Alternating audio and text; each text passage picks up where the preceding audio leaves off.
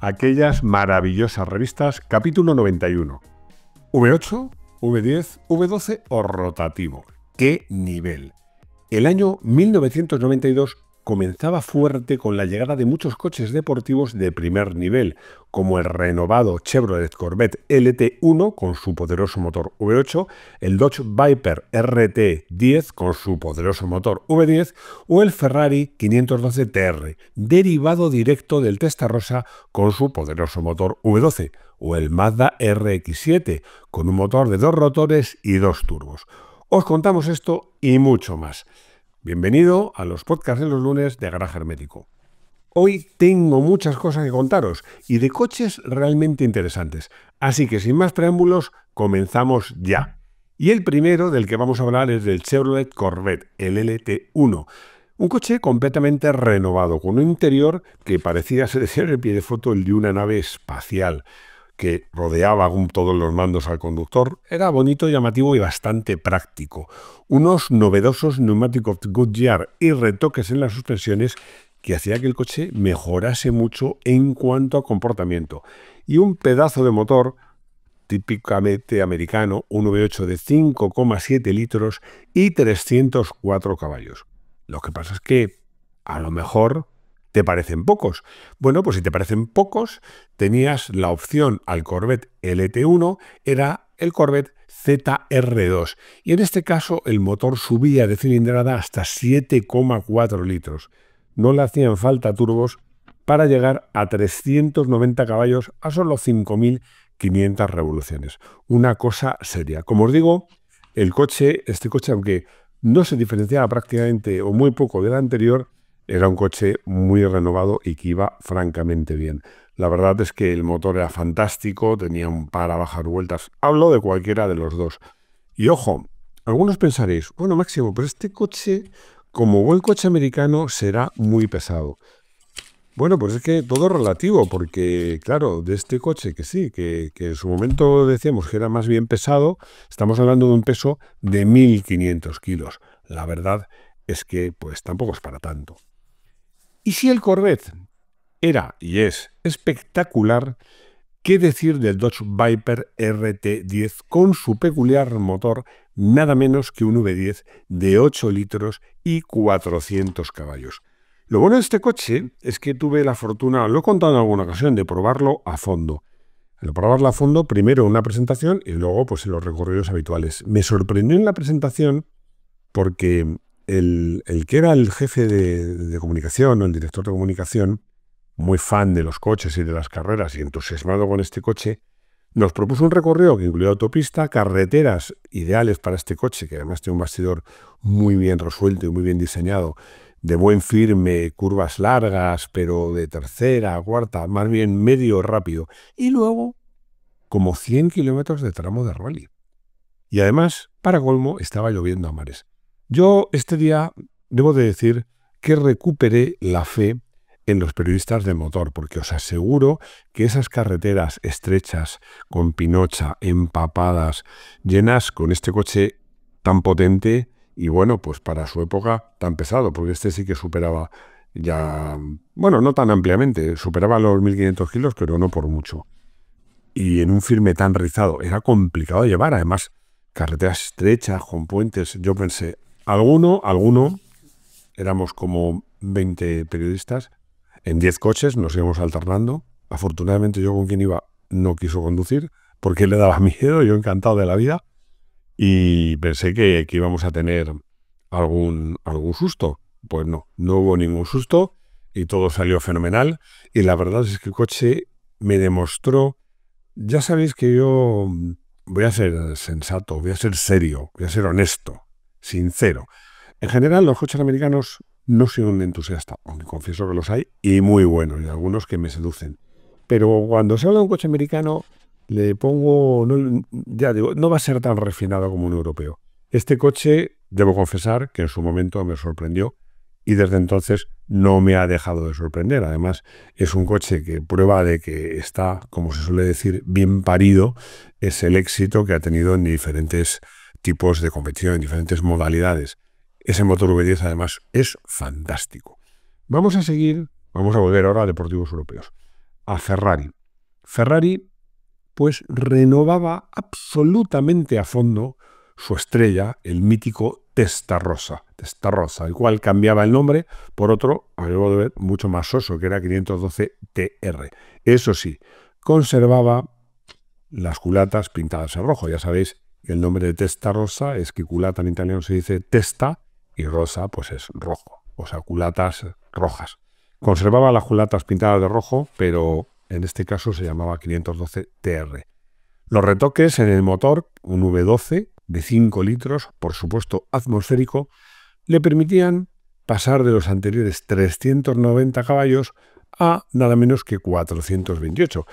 Dirá, bueno, ¿no son muchos? Pues sí son muchos porque además este coche se aprovechaba para que cumpliera las normativas antipolución de la época, se disminuía el consumo, o sea que era más, no solo más potente, sino que además más eficiente. Me llama la atención porque, claro, siempre estamos con los tópicos, los lugares comunes. He hablado del Corvette y yo mismo he pensado, bueno, será un coche pesado. He hablado del Viper y he dicho, bueno, pues un coche pesado. Los dos pasaban por muy poco de los 1.500 kilos. Bueno, pues que sepáis que el Ferrari Testarossa estaba justo en ese nivel. Era apenas 8 kilos más ligero que los anteriores, entre 8 y 15 kilos, o sea, prácticamente nada. Lo que sí es cierto es que este Ferrari mejoraba bastante el anterior, menos en el nombre, yo diría que en casi todo. Era un coche muy agradable de conducir, con unas prestaciones increíbles, pero un poquito más refinado, un poquito más amable, lo cual en un Ferrari de esta época, pues es mucho decir. En el Salón de Ginebra, que era como todos los años más o menos en febrero, finales, dependiendo, puede ser a veces incluso primeros de marzo, pero no antes en febrero, vi por primera vez un coche que me pareció una belleza, una belleza. Me enamoré de ese coche. Sigo enamorado porque es un coche que en parado, como lo pude ver en el salón, seduce, pero en marcha te conquista. Estoy hablando del Mazda RX-7, un coche precioso, muy bonito, muy bien acabado, con un interior que también parece una nave espacial, por cierto, con un cambio fantástico y sobre todo con un motor pequeño y muy ligero, de 2 rotores y 2 turbos, que ofrecía 240 caballos, que había que ir a buscarlos casi a las 7.000 vueltas, pero tenía más bajos de lo que se podía pasar en un motor rotativo. Y sin duda, pues los 2 turbos, pues claro, ayudaban a que esto fuera así. El coche fue la primera vez que lo vi en persona. Había visto alguna foto, pero en directo fue la primera vez que lo vi. En fotos me había parecido espectacular, pero cuando lo vi en directo dije, me he quedado corto. Es un coche muy bonito. Además es un coche que tiene mucho mérito, porque yo no soy muy amigo del diseño tipo manga de los japoneses. Y este coche yo creo que sí que tiene un poco, una pincelada, algo de diseño manga, pero las líneas son muy equilibradas. También es cierto que el motor es tan pequeño que permite al diseñador, sobre todo con el capó, jugar con un capó más bajo, más corto, más afilado, y eso hace mucho. Y luego, además, la ligereza del motor redunda en la ligereza del coche. Este no llegaba a los 1.500 kilos, se quedaba prácticamente a 200 kilos, lo cual se agradecía en aceleraciones, por supuesto, pero en frenadas y sobre todo en paso por curva, que era excepcional. Volveremos a hablar de este coche cuando llegó el momento de probarlo en nuestro terreno. Y si 240, 390 o 428 caballos te parecen pocos, pues Brabus te daba la solución, porque presentó su Mercedes Clase S, que por fuera parecía el coche de los malos, negro, cristales tintados, unas ruedas enormes, con llantas negras. Lo importante estaba dentro, porque además de retoques de suspensión y de frenos, el motor, que os recuerdo que era un V12 de 7 litros, se potenciaba nada menos que a 507 caballos, que eso ya empiezan a ser cifras bastante serias. Hemos hablado de motores rotativos, de 2 rotores, hemos hablado de motores V8, V12, V10. Nos falta un V6. ¿Cuál es el mejor V6 en esta época? Pues el Alfa Romeo Busso.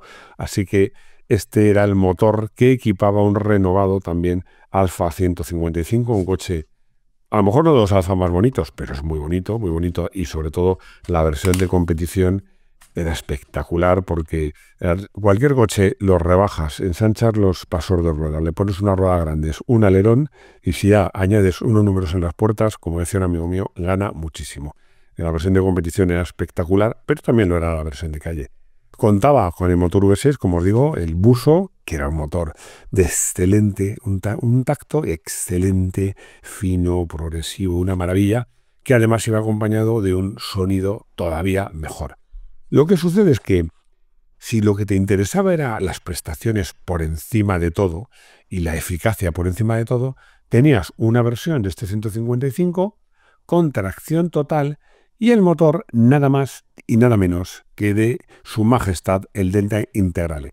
Un poquito suavizado, ya sabéis que son 4 cilindros, 2 litros, turbo, 16 válvulas, y que en este caso se conformaba con 190 caballos, que no está nada mal, Así que después de esta borrachera de caballos, porque estoy haciendo un repaso, y el coche menos potente del que hemos hablado es el Alfa 155 V6 3 litros, que no os he dicho la potencia, normalmente daba 160, pero en esta versión aumentaba a 5 caballitos más, 165.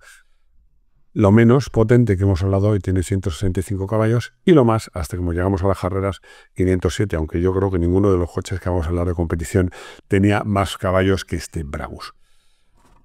Llegaba, como ya se sabe, que siempre después de la Navidad comienza el año, y comienza el año con el París-Dakar. Bueno, pues este año no fue así. El año no empezó con el París-Dakar, porque este año esa prueba fue más larga y más dura, pues el recorrido unía París con Ciudad del Cabo. Era un recorrido que atravesaba toda África de arriba a abajo. Además, era un rally que prometía ser muy disputado, muy disputado. Al final lo fue, aunque sorprende el resultado, porque todos esperamos, había 4 Citroën ZX, nada más y nada menos, vais a alucinar con el plantel de pilotos Valdegard, Vatanen, X y Lartigue.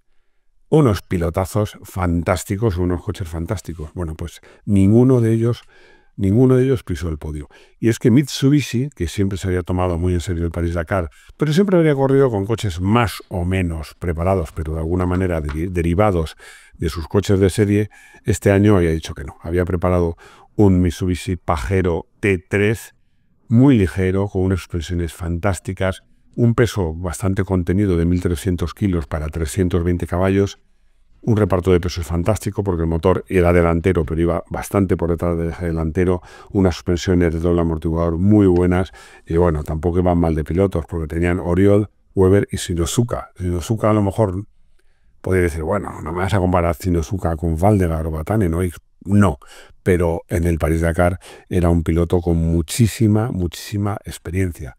La verdad es que fue una prueba muy dura porque fue muy larga, fue extremadamente larga. Fijaros que la suma de los tiempos cronometrados sumaba nada menos que 20 horas. Los tiempos cronometrados. Fue muy dura. Además es que se alternaron las zonas desérticas. Las fotos son maravillosas porque yo creo que este París-Dakar fue único, o el primero que proponía un cambio, porque ves las fotos y llama la atención, porque alternaba los desiertos enormes que ocupan la mitad norte de prácticamente la totalidad de África, pero es que luego pasabas la sabana y llegabas a las lluvias torrenciales, al África central y del sur, con pistas estrechas, con muchísima vegetación, muchísimos animales y personas que se cruzaban, y en el desierto se cruzan muchos menos, pero además los ven más, porque hay mucha visibilidad, pero en estas zonas no.